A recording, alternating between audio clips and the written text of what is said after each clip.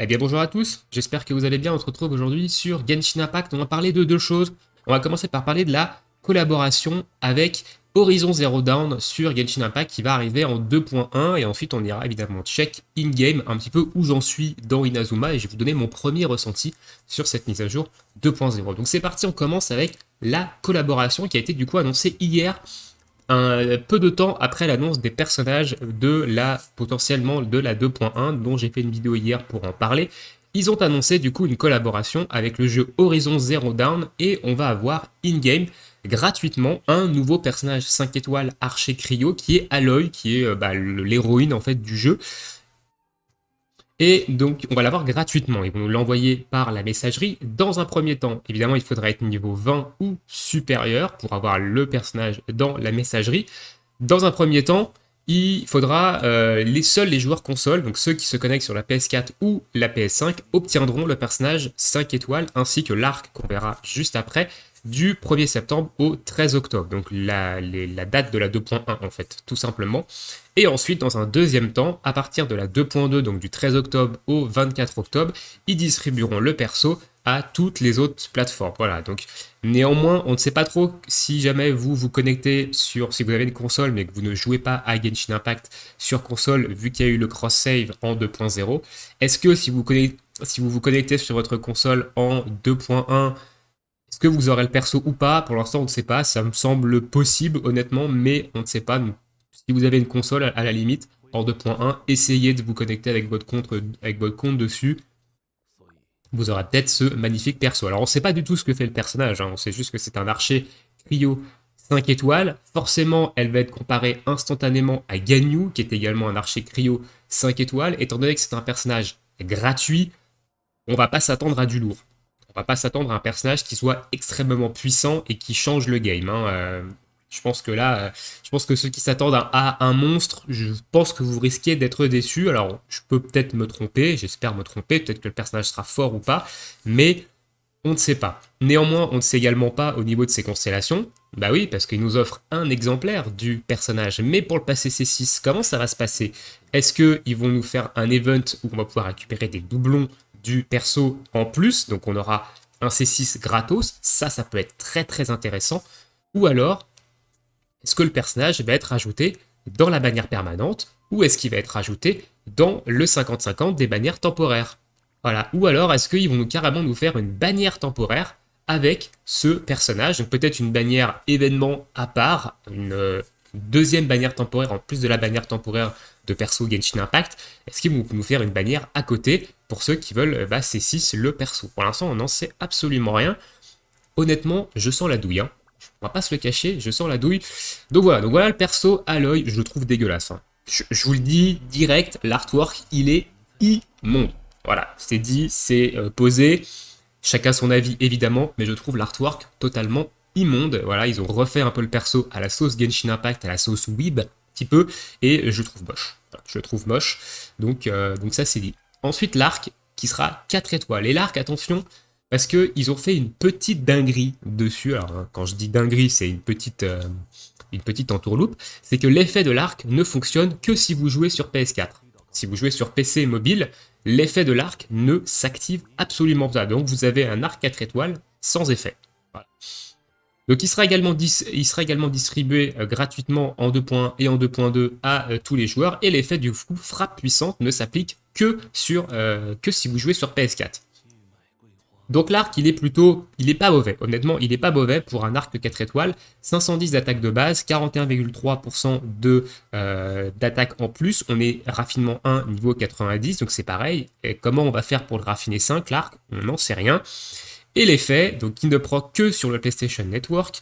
Quand vous infligez des dégâts cryo, les dégâts infligés par l'attaque normale et chargée augmentent de 10% pendant 6 secondes. Cet effet peut se cumuler 2 fois, donc jusqu'à 20%. Et si c'est Aloy qui équipe cet arc, il y a une augmentation d'attaque de 66. Donc c'est une augmentation d'attaque de base, si je comprends bien. Donc l'arc passe de 510 à 576 d'attaque de base, ce qui est franchement pas dégueulasse, honnêtement.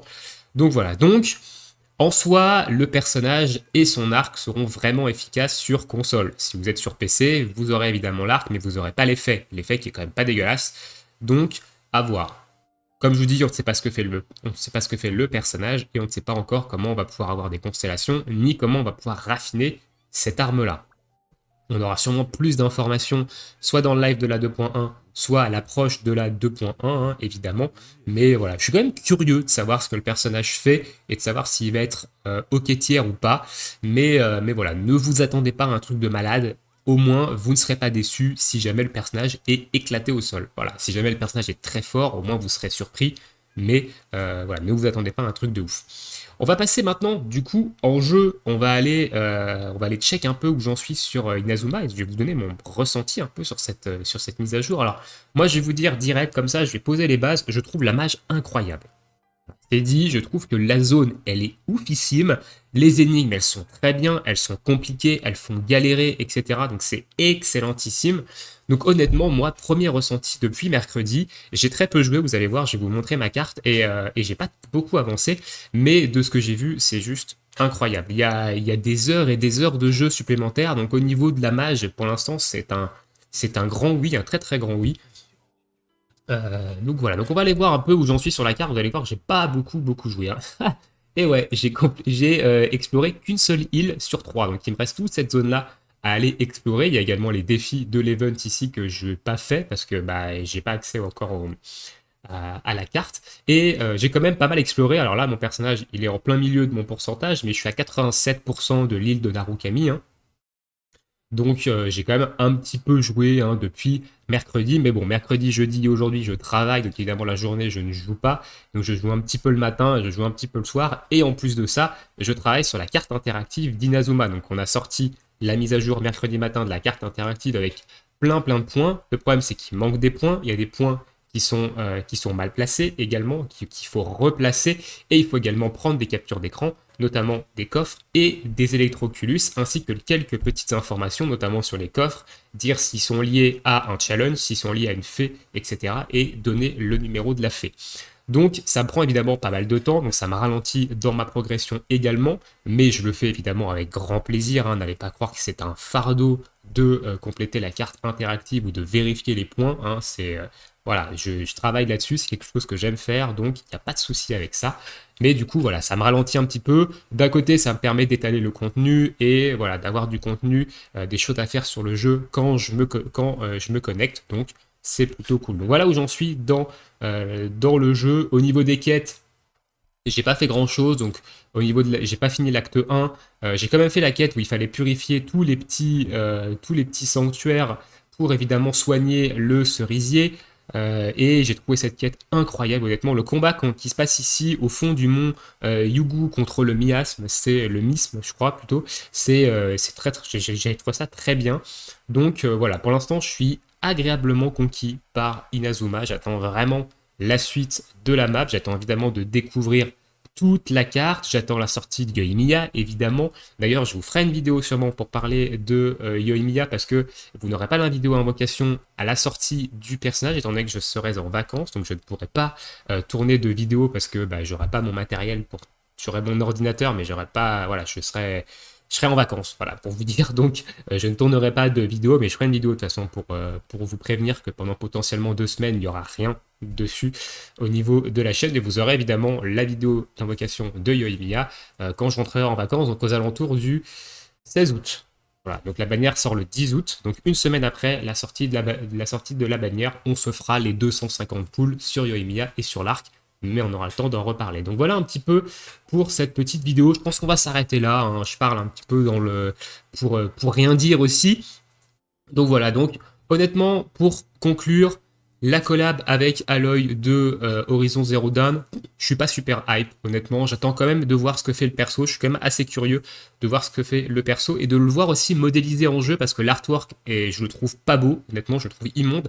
Mais peut-être qu'en jeu, le perso sera plutôt bien modélisé. Donc à voir et au niveau de son gameplay, etc., peut-être que le perso sera agréable. Néanmoins, c'est une archère cryo, donc elle sera comparée à Ganyu. Il y a de très fortes chances que Ganyu lui mette 100-0. Ça m'étonnerait qu'il donne un personnage gratos de l'ampleur de Ganyu en termes de dégâts, mais on sait jamais, on peut être surpris. Et au niveau de la mise à jour 2.0, bah pour l'instant c'est un grand oui et je prends énormément de plaisir à jouer à Genshin Impact. Pour moi c'est le meilleur c'est le meilleur jeu du monde. On va pas non plus faire l'ultra fanboy, mais pour moi c'est un excellent jeu et MiYoYo a encore prouvé qu'il était capable de faire des choses et j'ai hâte de voir la suite de Inazuma et la suite du jeu tout simplement. Sur ce, je vous souhaite à tous une très bonne journée, une très bonne soirée, bon jeu. Dites-moi ce que vous en pensez, vous, dans l'espace commentaire de la collaboration et évidemment, de Inazuma pour l'instant, ce que ça donne chez vous. Et bah, nous, on se retrouve bientôt pour de prochaines vidéos. Ciao, ciao tout le monde.